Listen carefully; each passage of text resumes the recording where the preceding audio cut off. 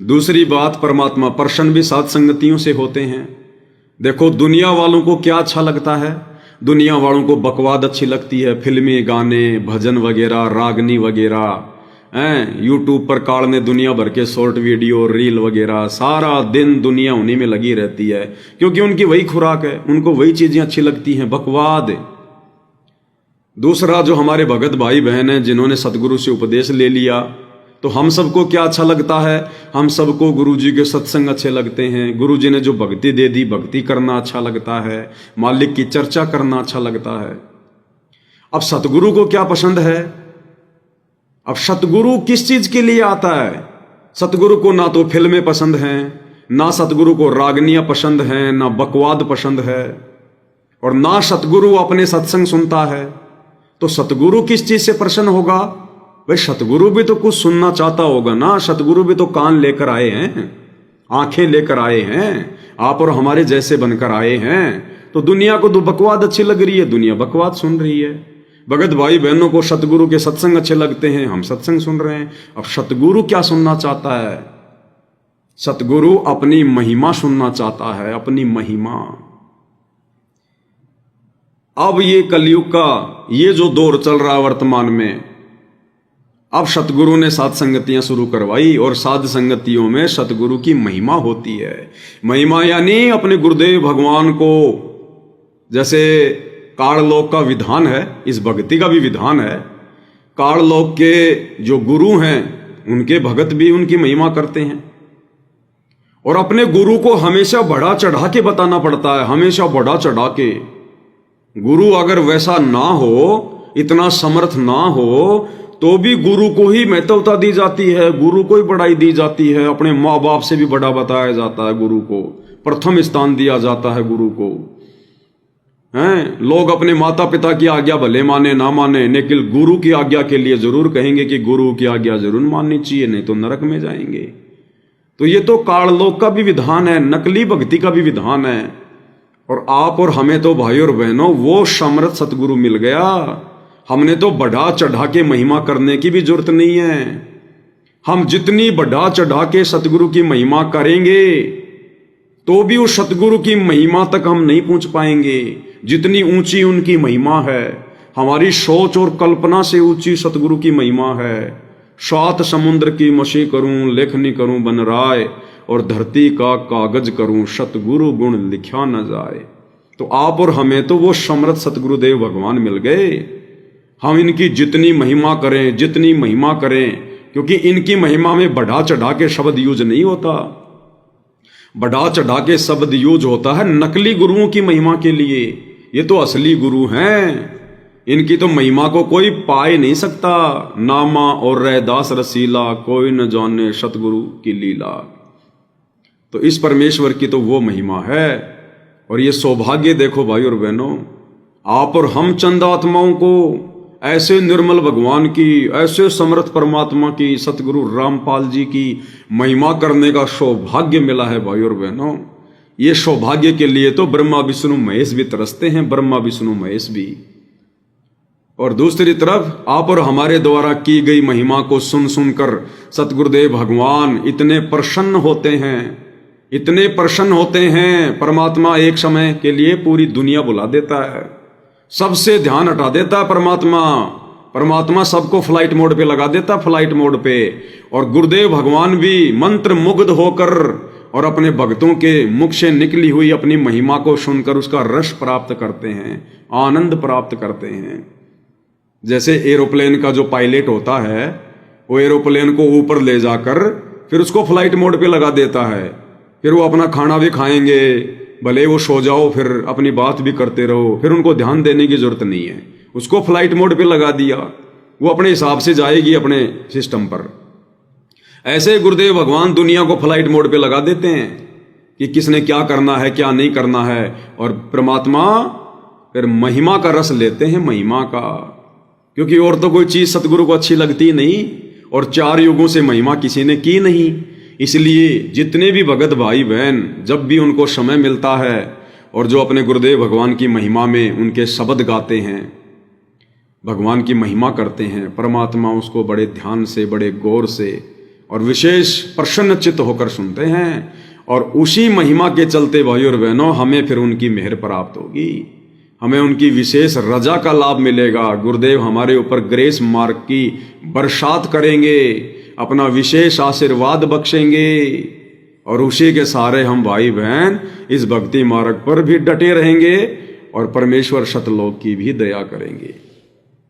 तो भाई और बहनों, अब इस दिशा में गुरुदेव भगवान हमें कैसा भगत बनाना चाहते हैं, परमात्मा क्या चाहते हैं कि हम कैसे भगत बने, हमारे अंदर कैसे भक्ति के गुण प्रकट हों, लोग हमारे विचारों से प्रभावित हों, हमारे बोलने चलने उठने बैठने देखने के तरीके से लोग जो है भगवान से जुड़ना चाहें कि ये व्यक्ति, ये मेरे गांव का, ये मेरा पड़ोसी, इसको तो मैं बचपन से जानता हूं, इस व्यक्ति में भला इतना बदलाव कैसे आ गया, ये व्यक्ति इतना अधीन कैसे हो गया, इतना विनम्र कैसे हो गया, ये तो एक नंबर का बिगड़े हुए स्वभाव का व्यक्ति था, इसके तो बोलचाल में हमेशा गालियां निकलती थी, ये तो किसी को प्यार प्रेम से बोलता ही नहीं था, अरे ये तो अकड़ के चलता था, सीधे मुंह किसी से बात ही नहीं करता था, अरे ये तो हमारे गांव की लड़की, और ये लड़की तो कान में नाक में सोने चांदी के गहने पहना करती थी, हैं, बालों को डाई करवाया करती थी, लिपस्टिक लगाया करती थी, तड़कीले भड़कीले कपड़े पहना करती थी, और ये लड़की बिल्कुल ऐसे बावड़ी जैसे रहने लगी। इसके घर में कोई कमी भी नहीं है, ना पैसे की कमी ना संपत्ति की कमी, इसका पति इतना पैसा कमाता है, इसका ससुर इतना पैसे वाला है, इतनी जमीन है, फिर भी ये ऐसे रहती है जैसे कोई विधवा हो। क्यों, क्या कारण है? और जब वो भाई बहन उस कारण में जाएंगे तो कारण का पता चलेगा कि अब ये सतगुरु रामपाल जी के भगत बन गए, अब इनको संसार की वास्तविकता का पता चल गया अपने गुरुदेव के सत्संगों से।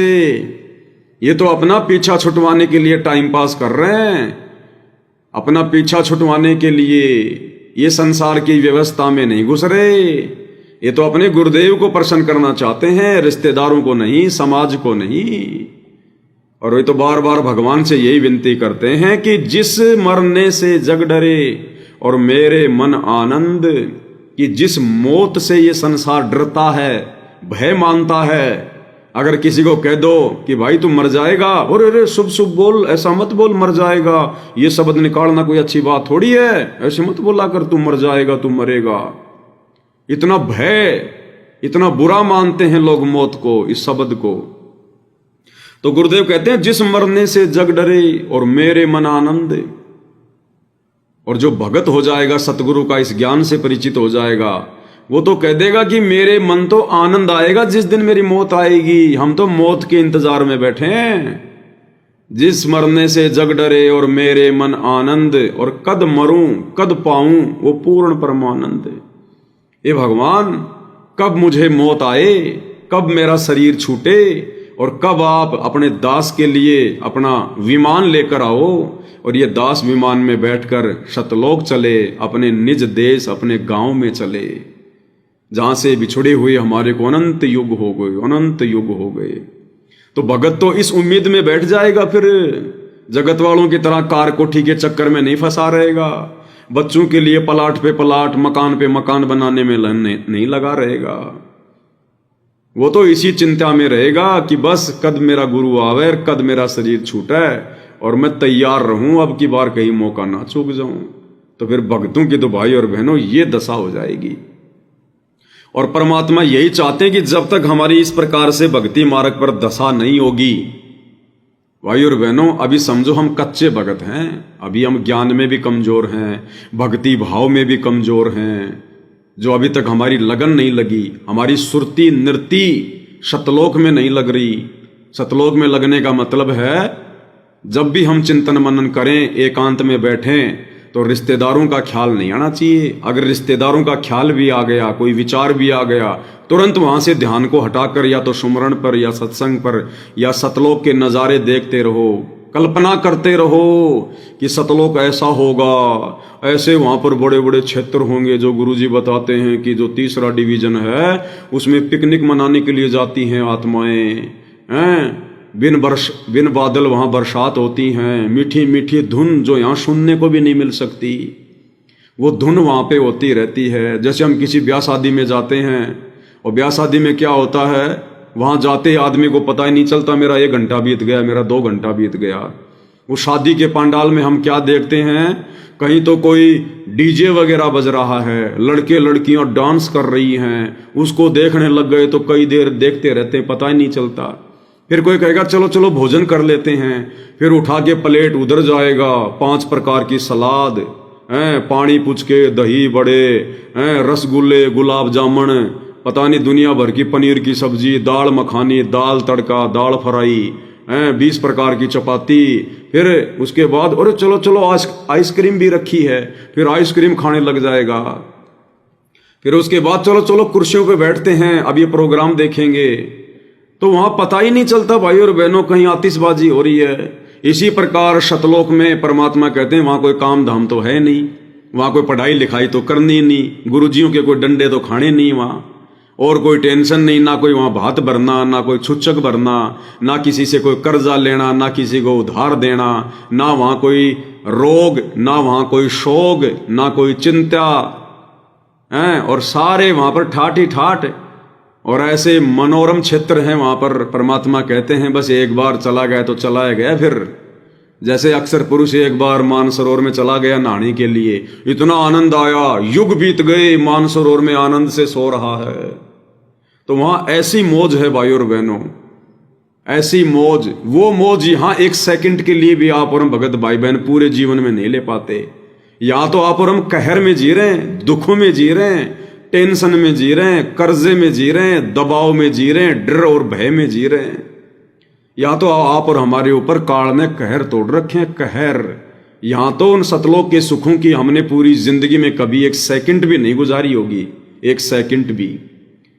और सतलोक में जो सुख है, यदि हम कभी उसका अनुभव भी अगर हम करना चाहें कभी कि सतलोक में कैसे सुख होंगे, तो वहां के सुखों का मुश्किल से 1000% वाला हिस्सा अगर हमें साक्षात गुरुदेव भगवान के आने के बाद, जब गुरुदेव अपने मिशन को पूरा करके आएंगे, जहां भी परमात्मा विराजमान होंगे, किसी भी आश्रम में या कहीं भी, और उस समय जब किसी भगत भाई को साक्षात उनके सामने जाने का मौका मिलेगा, गुरुदेव को साक्षात दंडवत प्रणाम करने का मौका मिले और गुरुदेव के चरणों में बैठकर चरण चंपी करने का मौका मिले, उस समय भाई और बहनों हमें क्या सुख अनुभव होगा। उस समय चाहे हमारे पीछे कितना ही, चाहे कोई कर्जा हो, चाहे कितना ही मुकदमा लग रहा हो, कितना ही दुख हो, कुछ भी हो, उस समय भाई और बहनों हम सब भूल जाएंगे, सब, और केवल आंसू ही आंसू होंगे और बड़े भाव होंगे हमारे, काल हमारे निकट भी नहीं होगा। और उस समय जो हम आनंद अनुभव करेंगे, जो सुख अनुभव करेंगे, समझ लेना सतलोक में उससे लाखों गुना ज्यादा सुख है, लाखों गुना ज्यादा। जो सुख हम यहां इस काललोक में उस कबीर भगवान सतगुरु रामपाल जी के चरणों में कुछ क्षण बैठकर अनुभव करेंगे, उससे लाखों करोड़ों गुना ज्यादा सुख वहां सतलोक में निरंतर 24 घंटे अनवरत अखंड। और हम यहां कहां पड़े, जेरे कुएं में, काल के कुएं में। कब यहां आपत्ति आ जाए कोई भरोसा नहीं, कोई भरोसा नहीं यहां पर। तो भाई और बहनों, परमात्मा यही चाहते हैं कि मेरे बच्चे मेरी गैर मौजूदगी में, मेरी गैर हाजिरी में, अब मेरी इस ज्ञान को आधार बनाकर, तत्व ज्ञान को आधार बनाकर, और आपस में मेरे सत्संगों पर चिंतन मनन करके, मंथन करके, निष्कर्ष निकाल के, और इस कदर दृढ़ हो जाएं कि इसार जेल से अपने मिशन को पूरा करके आने के बाद मैंने आते ही अपने बच्चों को प्रथम नाम और सतनाम तो दोनों एक साथ दे देना है 10-15 दिन के अंदर अंदर, 10-15 दिन के अंदर अंदर। क्योंकि अपनी विशेष आत्माओं को परमात्मा 4 महीने का इंतजार नहीं करवाते। ये सन 1994 से 2014 तक या वर्तमान तक जो 4 महीने का इंतजार करवाया जाता है, हाजिरियां लगवाई जाती है, गुरुदेव भगवान के आने के बाद जब हमारे भाव उनमें आज वर्तमान में इतने दृढ़ हो जाएंगे, हमारी श्रद्धा इतनी मजबूत हो जाएगी, संकल्प लेने वाले भाई बहन भी मर्यादा तोड़ने के सौपन में नहीं सोच रहे, संघर्ष कर रहे हैं घर से, परिवार से, अभी तो नाम भी नहीं मिला। जो मर्यादा उन आश्रमों में सार शब्द प्राप्त भगत नहीं निभा पा रहा, वो मर्यादा साथ संगति में संकल्प दीक्षा लेने वाले भाई बहन निभा रहे हैं उनसे कहीं ज्यादा, तो वो परमेश्वर की विशेष आत्माओं की श्रेणी में है, विशेष आत्माओं की श्रेणी में है। तो उन आत्माओं को तो गुरुदेव भगवान आते ही 1 महीने के अंदर अंदर 15 दिन के अंदर अंदर परमात्मा प्रथम नाम और सतनाम दोनों एक साथ दे देंगे, और उसके बाद 5 साल का इंतजार नहीं करवाएंगे परमात्मा सार नाम के लिए, 1 साल के अंदर अंदर परमात्मा उनको सार नाम भी दे देंगे। और वो जितनी जल्दी वो आत्मा तैयार हो जाएंगे सतलोक के लिए, फिर परमात्मा बुढ़ापे का इंतजार नहीं करेंगे, परमात्मा उसी समय अपनी आत्मा को सतलोक ले जाएंगे।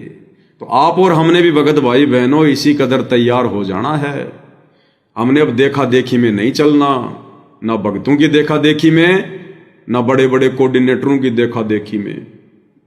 हमने सबको परमात्मा के हंस मानकर, परमात्मा के बच्चे मानकर, हमारे जैसे 2 कोटि के जीव मानकर, हमने भक्तों को भी विशेष नजर से नहीं देखना, विशेष महत्व नहीं देना, अन्यथा ये भी बहुत बड़ी हमारी कमजोरी रह जाएगी। जब हमारा बाप हमारे गुरुदेव भगवान समदृष्टि हैं, सबको एक नजर से देखते हैं, तो फिर भला आप और हमारी क्या औकात जो हम भक्तों में भी हम लोग कैटेगरी बना लेंगे।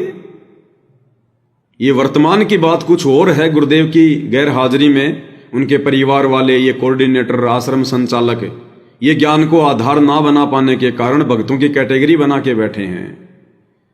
ये उस हिसाब से भक्तों को महत्व देते हैं, कौन कितने पैसे वाला है, कौन कितना पुराना भगत है, कौन हमारा रिश्तेदार है, कौन भगत किस जाति से संबंध रखता है, ये उसी हिसाब से भक्तों को बांट के बैठे हैं।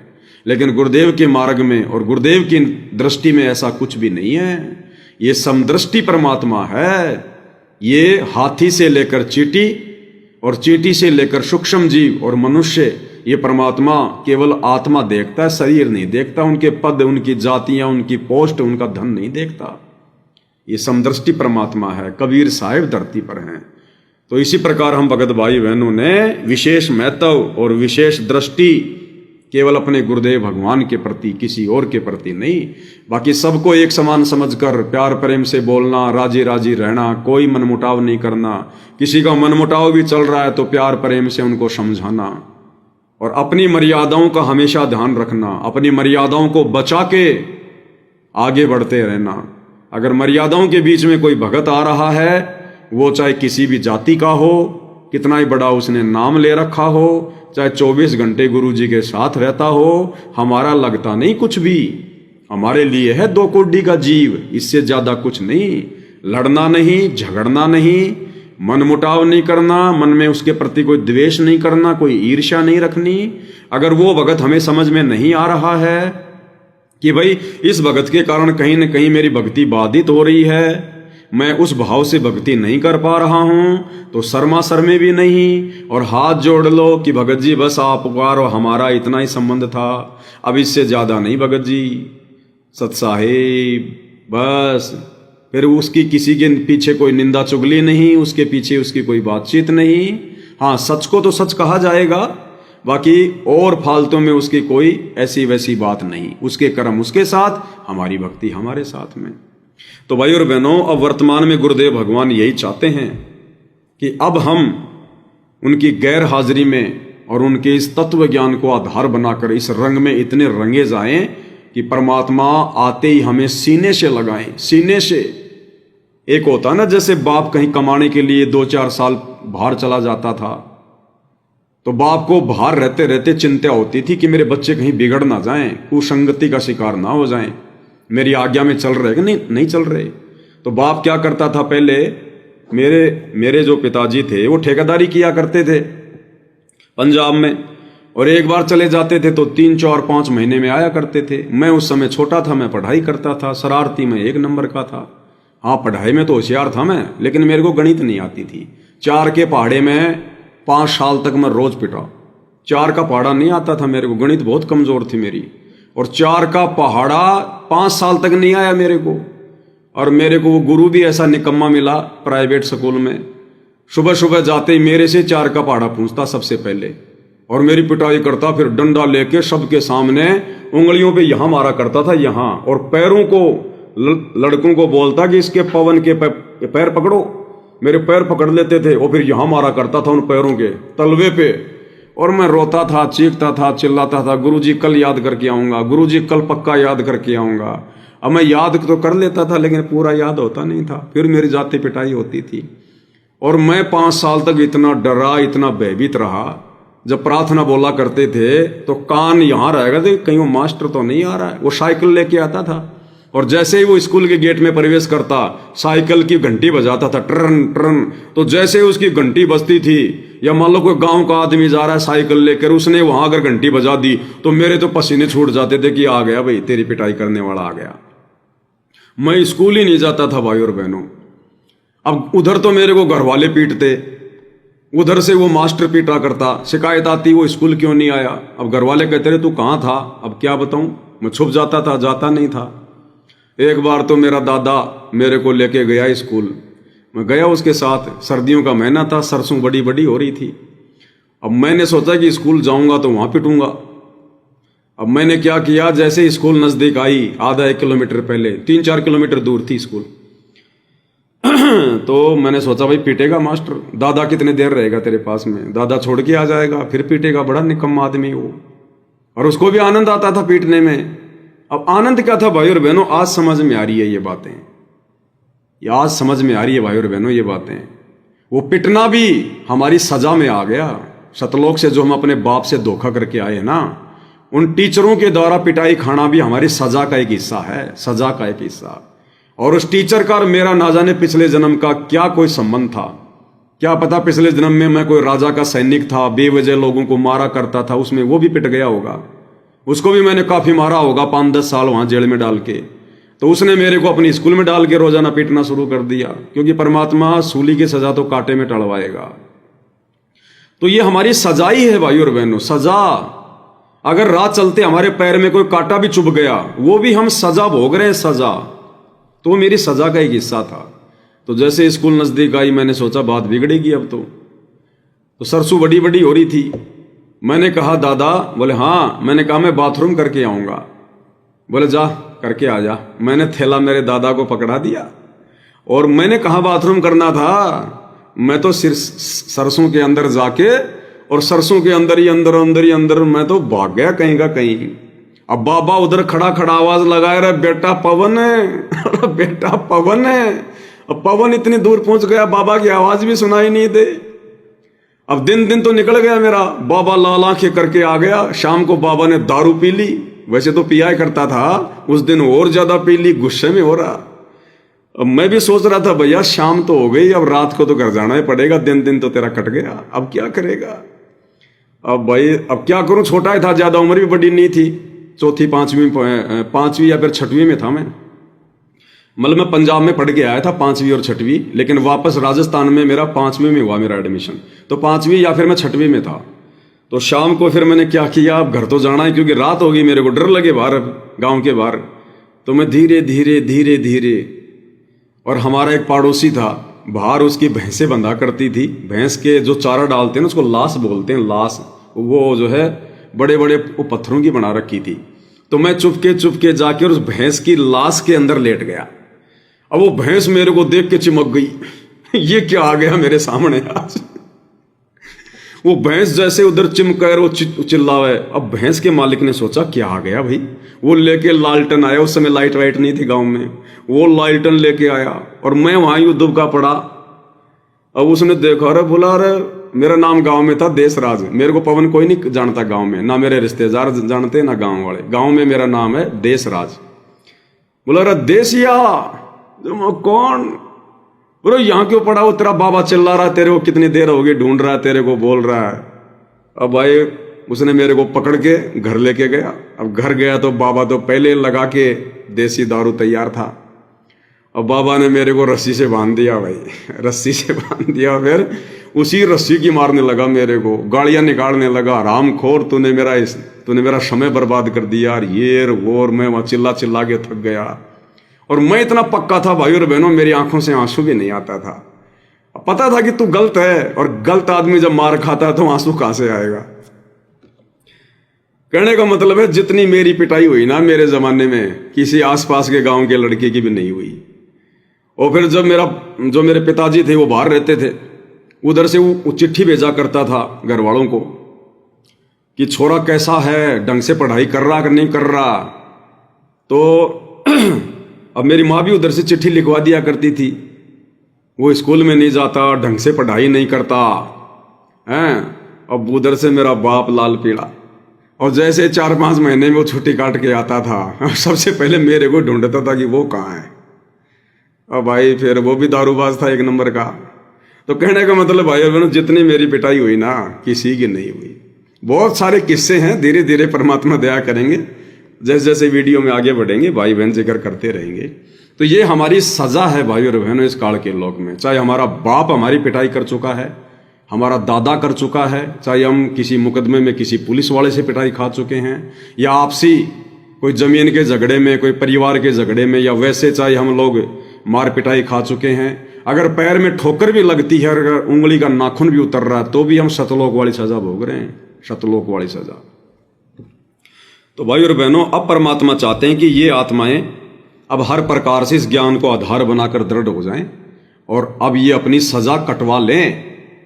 सजा तो आप और हमारी बहुत है भाई और बहनों, अभी बाकी है, लेकिन ये समर्थ परमात्मा है। ये परमेश्वर अपनी तरफ से हमारे को ग्रेस मार्ग देता है, हमें छूट देता है ये परमात्मा। लेकिन देगा कैसे? हमारे भक्ति भाव को देखकर, हमारी सच्ची श्रद्धा को देखकर। जैसे जज ने किसी की 10 साल की उम्र फिक्स कर दी किसी मुकदमे में, लेकिन जज को यह अधिकार होता है, और वो कैदी भी जेलर से एप्लीकेशन लगवा सकता है कि साहब मेरी उम्र को, मेरी जो ये सजा है इसको थोड़ा कम करवाया जाए। तो जेलर जज को रिकमेंड कर सकता है, उस कैदी के व्यवहार को देखकर उसकी सजा 1-2 साल कम हो सकती है। वो 10 साल की सजा 1-2 साल कम हो सकती है। अगर जेलर अगर लिख कर दे दे कि साहब इसका व्यवहार जेल में बहुत अच्छा रहा है, इसने किसी के साथ कभी कोई लड़ाई झगड़ा नहीं किया, और हर प्रकार के इसने जेल के नियम माने हैं इसने, तो जेलर के कहने से जज सजा को 1-2 साल कम कर देता है। तो इसी प्रकार भाई और बहनों, वर्तमान में गुरुदेव भगवान है तो ये स्वयं ही जज भक्ति के, अध्यात्म के, लेकिन लीला एक गुरु की कर रहे हैं, संत की कर रहे हैं। ये आज हमारे वकील बने हुए हैं। भाई कर ले गुरु वकील मुकदमा भारी है। इस काल के लोक में हमारा मुकदमा चल रहा है और गुरु जी हमारे वकील बनकर आ गए। तो अब ये हमारा वकील ये जज को रिकमेंड कर देगा, यानी परमेश्वर हमारी सजा को कम कर देंगे। अगर हम इनके नियम मर्यादाओं में रहेंगे, इनके वचन में चलेंगे, जैसा इन्होंने कहा वैसा ही करेंगे, और हमेशा इन्हीं के गुणगान गाएंगे, इन्हीं की महिमा करेंगे, तो ये परमेश्वर हमारी सजा को कम कर देंगे। अन्यथा भाई और बहनों, हम सोचें हमारी सजा वैसे कम हो जाएगी, हो ही नहीं सकती। कोई नियम ही नहीं है, कोई विधान ही नहीं है। ये परमात्मा ही आकर हमारी सजा को कम करता है और हमारे ऊपर विशेष मेहर बख्श के हमें सतलोक ले जाता है।